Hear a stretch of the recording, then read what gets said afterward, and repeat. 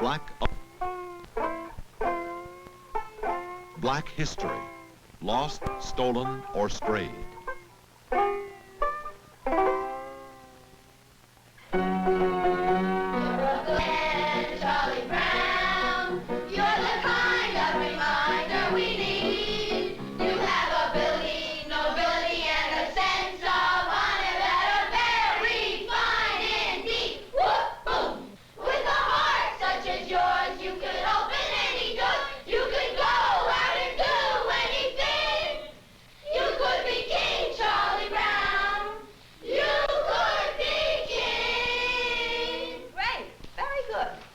We'll go to lunch now, and this afternoon we'll continue with our meeting.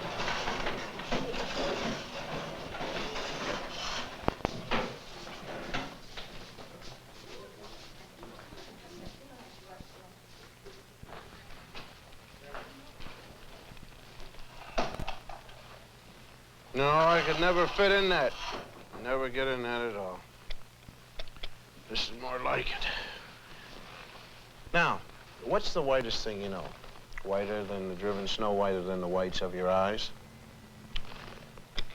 Sugar. Non-integrated, non-black, sweet sugar.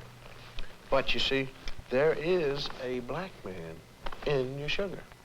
His name is Norbert Rillier.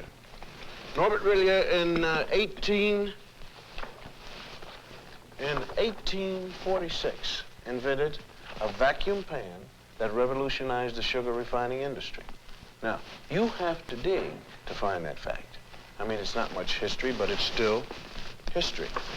Now, what do you stand in? In your shoes. Now, there's just you and your shoes, isn't there? Nope. See, there's a black man standing in your Oxfords with you. Sharing your soul and your heel is a man, his name is Jan Ernst Metzelger. And in 1863, this is a drawing by the kids, Metzelger invented the machine that made mass-produced shoes possible. Now, you have to dig around for that fact, too. And again, it's not much history, but it's history.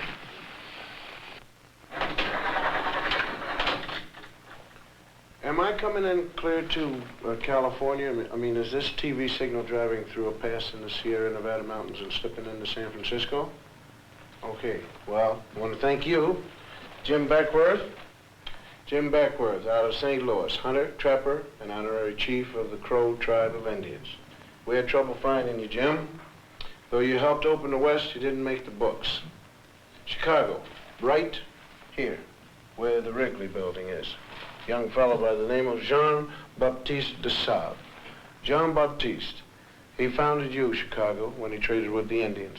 And of course, there it is right there at that particular time. It was called Chicago, or Stinking Onion, by the Indians. And de Sable, he didn't even change the name at all. Now you take the Lewis and Clark expedition here, right in there. You'll find a black man named York, helping to open the West. Those men are trying to wash the black out of York. That's what you might call historically significant, because a lot of people think we ought to wash white, but we ain't gonna, you see. Texas. Coming to you, Texas, right down the Chisholm Trail, right here. Right down there with 5,000 black cowboys who never made it to the Hollywood Western. Did you know that, huh? In this same group, there was one black outlaw. His name was Deadwood Dick, who claimed his soul brothers were Bat Masterson, Billy the Kid, and Jesse James. Deadwood Dick used to ride into the saloon, order 2 drinks, one for himself and one for his horse. And here's his horse drinking a shot of red-eye with a straw. And how about the 186,000 blacks who fought on the Union side during the Civil War? 38,000 died. How about Teddy Roosevelt's charge up San Juan Hill? It wasn't just the Rough Riders who made it. 4 black regiments went right up with Teddy. They didn't get lost going up the hill. They got lost in the history books. How about the North Pole? Snow White? Well, the first man there was black, Matthew Henson. He spoke Eskimo. And he was Admiral Perry's navigator. And although he made it first to the pole, it never quite made it to the history books. And how about your heart? Can we get there? All right. Daniel Hale Williams first performed open heart surgery successfully. Now, this list could go on forever. Blacks who made it, blacks who made history, but who didn't get into the history text at all. And the strange thing is how little there is about us in the textbooks. Napoleon once said history is a fable agreed upon, and the fable agreed upon up to now is that American history is white on white. But sometimes we did get into the history books. All wrong. Now you take this one. The Growth of the American Republic, 1942 edition. Samuel Eliot Morrison, Henry Steele Commager. Quote, as for. This has to do with slavery. As for Sambo, Professor Morrison. Sambo, Professor Commager. As for Sambo, whose wrongs moved the abolitionists to wrath and tears, there is some reason to believe that he suffered less than any other class in the South from its peculiar institution. Peculiar institution means slavery. Although brought to America by force, the incurably optimistic Negro soon became attached to the country and devoted to his white folks. Unquote. Those lines were written by two Pulitzer Prize-winning white Northern professors.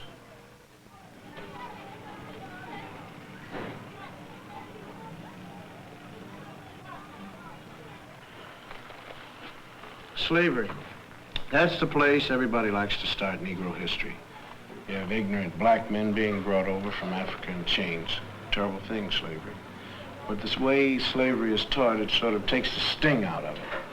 Because the way it's usually taught, people think that we Afro-Americans started with nothing but little grass skirts like the kids in the Tarzan movies. And though America gave us slavery, America kindly gave us religion and a lick or two of education. And when we get more jobs and more education, then up from slavery. But we had something before we left Africa, something more than rhythm. I mean, we had a high culture. Culture was so high that great artists in the world are still borrowing from it. Now here's a sculpture by an unknown African artist. And here's what Paul Klee took from him. Now here's a work by an unknown black African, and Pablo Picasso liked what he saw. Another African design, and Modigliani swiped it, or he was influenced by it, or whatever polite word you want to use. Another black African artist, and Picasso didn't change it very much. I mean, when you look at this copying, you gotta give us a little more than rhythm.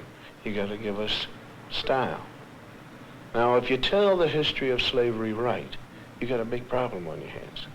The slave trader didn't take some savage out of Africa. He took a human being. He sold him like an animal and separated him from his family. America invented the cruelest slavery in the history of the world. It broke up black families. After slavery was over, America kept breaking up the black man's family. And that's some awful history to teach. Now, if you want to look history right straight in the eye, you're going to get a black eye. Because it isn't important whether a few black heroes got lost or stolen or strayed in America's history textbooks. What's important is why they got left out. Now, this country has got a psychological history. There was a master race, there was a slave race. And though there isn't any political slavery anymore, those same old attitudes have hung around. I mean, the burning part of Burn, Baby Burn is right here in this classroom. We want to thank Mrs. Lovely Billups and the whole gang here at the 4th grade for the brilliant and intelligent artwork that they've done here to make this whole broadcast sing. I want you guys to keep pretending that I'm not here. You're doing a great job, and just keep on drawing and reading and writing, doing what you have to do, because I'm going to talk about some other kids. Not you, Mary, John, and Bob. These are kids from other schools. Did you know in some states it used to be against the law to teach blacks to read or write? Nowadays we're getting these integrated schoolrooms, and most people think that if we get enough teaching and enough jobs, everything is going to take care of itself. But there is a scar of history running right through kids as young as these. It tears you up if you know how to look at drawings kids make, because kids shouldn't know much about history and anything about discrimination.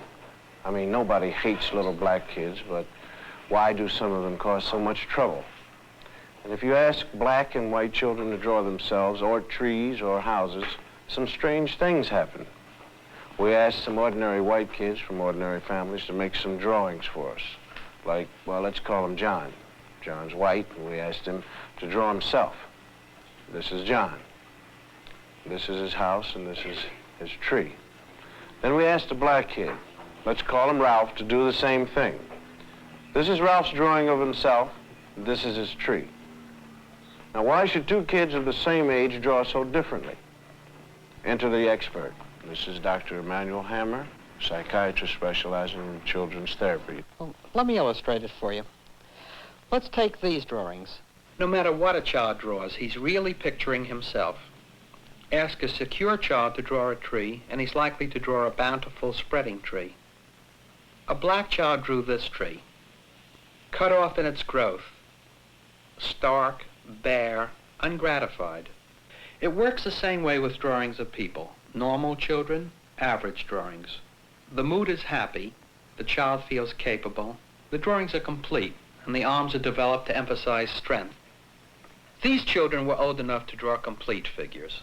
The significant fact is what they left out: arms, hands. A child may sense that a situation in life is so powerless that he himself is equivalent to an armless man. My own study reveals that armless people appear 3 times more frequently in the drawings by black children than those by white. The faceless beings suggest that these youngsters not only feel themselves to be less than they might be, they don't even feel themselves to be. The black child who is forced to live in a hostile world may disappear in self-defense. He drifts through life feeling like a shadow. He stops caring, and he stops trying. A child who has this on his mind cannot be a child. A child who has this on his mind could want to burn down cities when he gets older.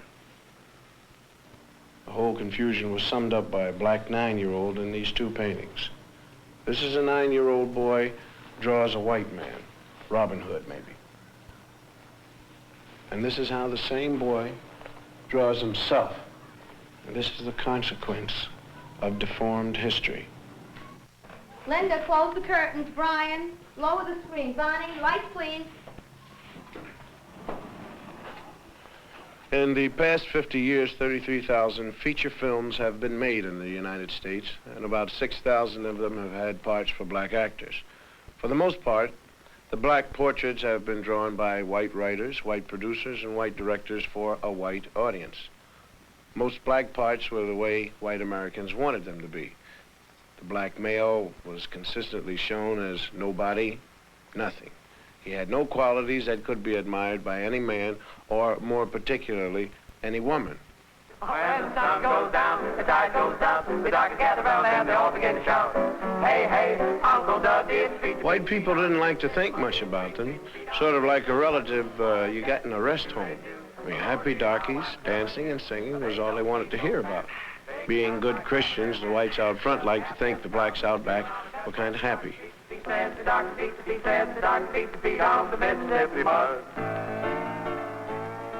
Uncle Tom's Cabin was one of the first movies made that tried to say anything about black people. Uncle Tom was changed a little each time it was put on the stage, and all the parts were played by white actors, and by the time they made a movie of it in 1903, Uncle Tom was just the white man's idea of a good nigger. You might say he was what H. Rap Brown ain't. They made this picture 5 times, and by the time they finished with it, Mickey Rooney could have played Uncle Tom.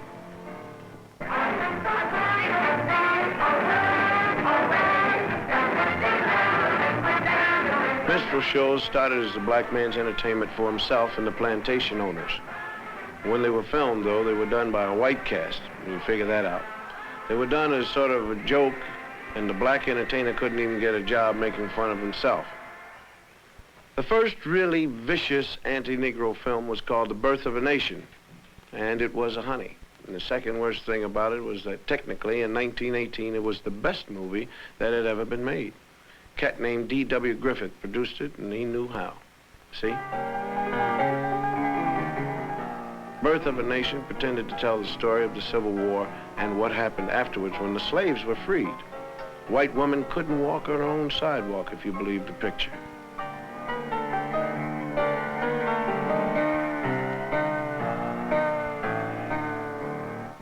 In the South, Negroes got the right to vote, and the movie showed black vote collectors refusing to accept white votes, and black people sneaking in extra votes.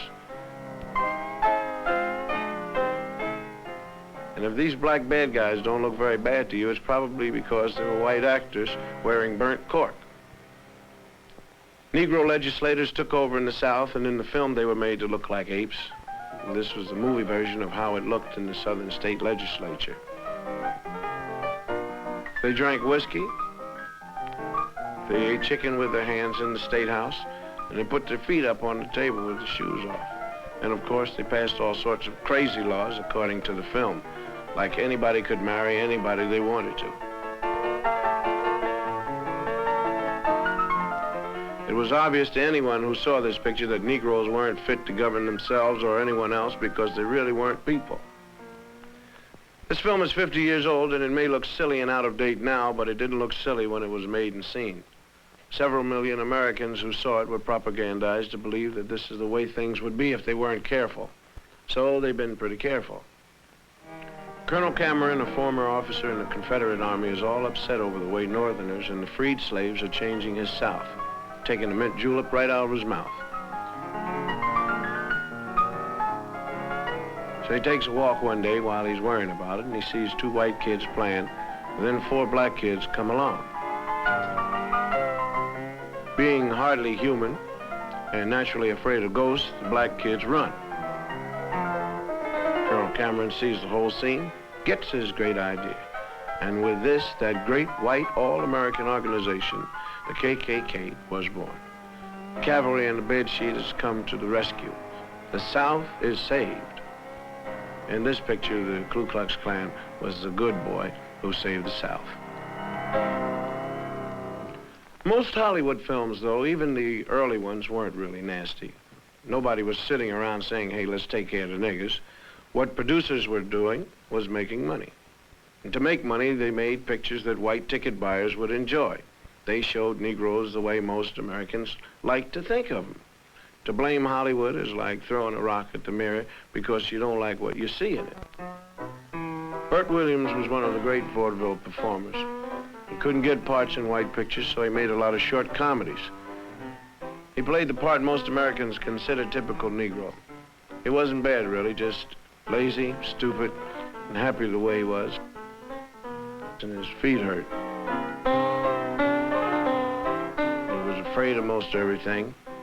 And when he was scared, he shook and his teeth chattered. Unlike a scared white man, the black man's eyes could pop out of his head. And when he was scared, he was so scared he couldn't talk. And he was also so scared he couldn't run.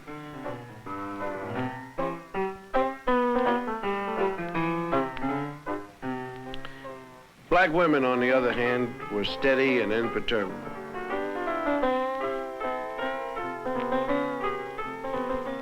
They stood like a rock on the face of things that scared black men.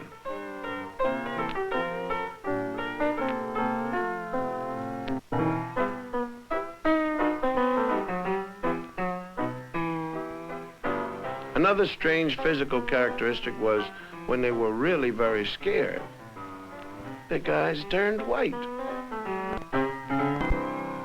When you look back on these old films, the patterns come jumping out at you.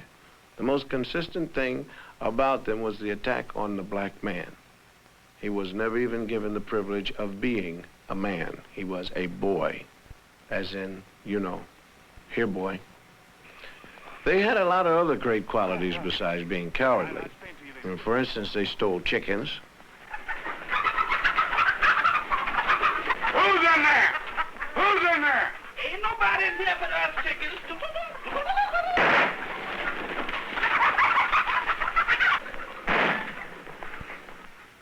They shot craps. Dice, your partner talking to you now, Dice. Come on. Just hit them one more time.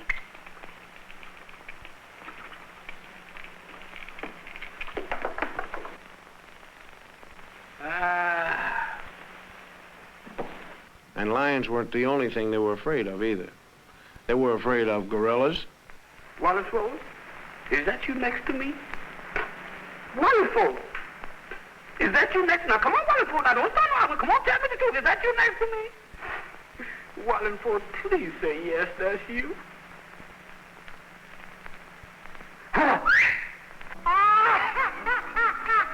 They were also afraid of ghosts and skeletons. Jeff? Is that you scratching my head? Jeff? Jeff! Now, come on, now, what are you looking at?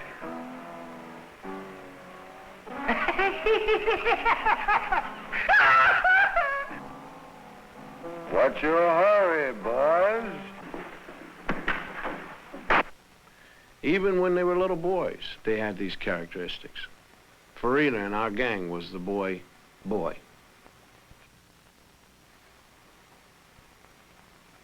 The tradition of the lazy, stupid, crap-shooting, chicken-stealing idiot was popularized by an actor named Lincoln Theodore Monroe Andrew Perry.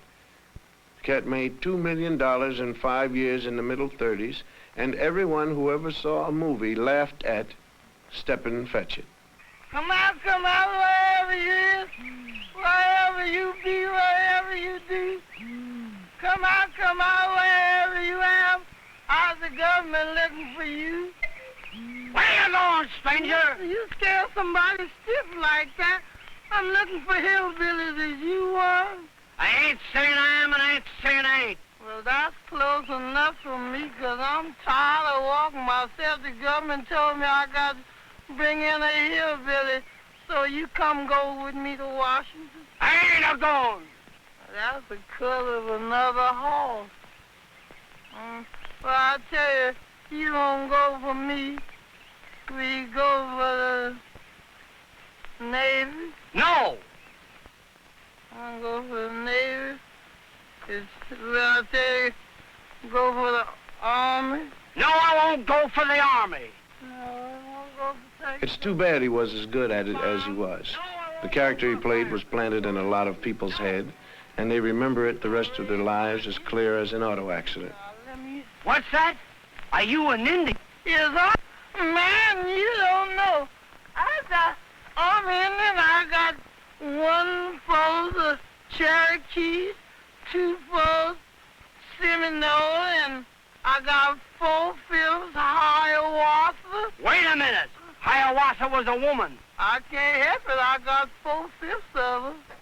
He played in movies with other actors who were as American as Mom's raspberry jello.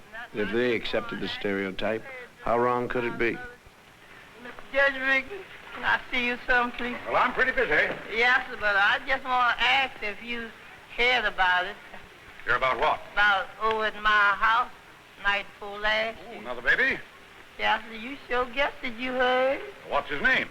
Oh, we call him L.R. Elias Rigby Livingston. Oh, named him after me, did you? Yes, Elias Rigby. I told my wife yesterday, I said, honey, I know Judge sure gonna be gratified. Well, of course, yes, I appreciate the honor. Yes, sir. I suppose a compliment, and I ought to do something for you. Yes, sir, that's what I thought. You come over to my place tomorrow, and I'll give you a job. Yeah. Raking leaves. I asked him to wait. All-American little Shirley Temple played a lot of parts that involved her with black actors. She was always real nice to them. Oh, James Henry, you always do it wrong. This is an imitation Steppin' Fetchit named Willie Best with Shirley. Come on, Miss Virgie. I just won't budge. I'll show them I'm not The cute little white girl was brave and strong in the face of danger. And the big black man was stupid and cowardly. What are you afraid of them for? Oh, honey, child, them Yankees is mighty powerful. They can even change the weather. Yes? Whenever they come around, I never know whether it's winter or summer. I'm shivering and sweating at the same time. James Henry, Serve these cookies to Master Harold and wipe his chin. Yes, ma'am, Miss Bud. She was good to them, and they were good to her. Sort of a master and pet relationship. How would you like to see Uncle Billy dance? All right, James Fender, let's get going, son.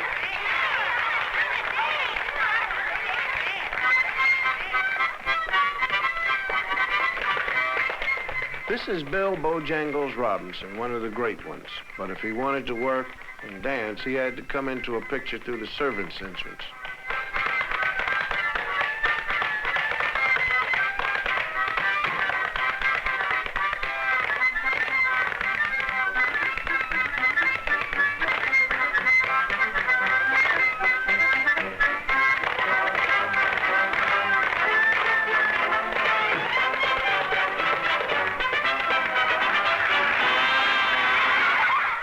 Shirley was good to children, too. They loved their little mistress, and she treated them real good. Hello, Sally Ann. Just like they were equals. Go on now, Sally Ann. Miss Virgie, please, ma'am. We all done come here to wish him many happy Return. That's it, many happy returns of the day. And we all done made you $1. Here it is. Miss Virgie, there was more I had to say, but I forgot it. Don't you worry. This is the very nicest present I got. Thank you ever so much. Yes, indeed, children. It was very thoughtful and sweet. Come now, dear. I'll see you later. Say late. Oh, we'll be waiting. I suppose it might have surprised a lot of Hollywood producers to know a scene like that could actually make a lot of people, mostly black, sick to their stomach. This is